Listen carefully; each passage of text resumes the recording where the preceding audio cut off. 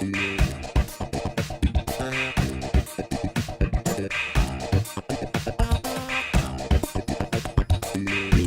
minute numérique de Ségolène. Nous continuons le thème de cette série sur l'impression 3D et aujourd'hui nous allons parler d'autres méthodes d'impression. Est-ce qu'il existe d'autres procédés d'impression ?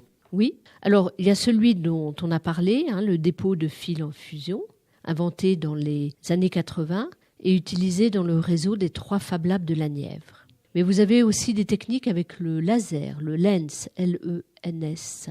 La machine souffle du matériau sous forme de poudre dans un puissant faisceau laser soigneusement dirigé.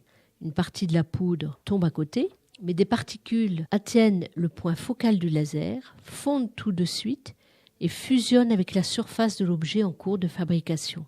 À mesure que le faisceau laser décrit les contours de l'objet, la buse souffle la poudre, l'objet grandit couche par couche.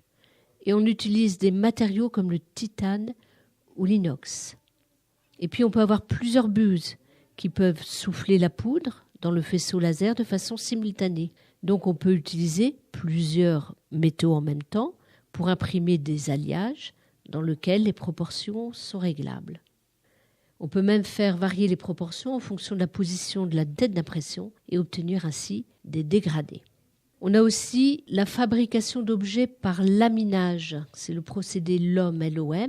Ces imprimantes laminent de fines feuilles de matériaux pour former un objet tridimensionnel solide. En fait, au lieu d'avoir une tête d'impression, on a un couteau ou un faisceau laser qui fait le travail. L'outil coupe les contours d'une forme dans un film de papier, de plastique ou de métal. Une fois la forme entièrement découpée dans la feuille, l'imprimante éjecte la partie découpée vers le côté et dispose d'une nouvelle feuille de film adhésif à découper. Elle plaque les couches de papier, de plastique, de métal l'une sur l'autre.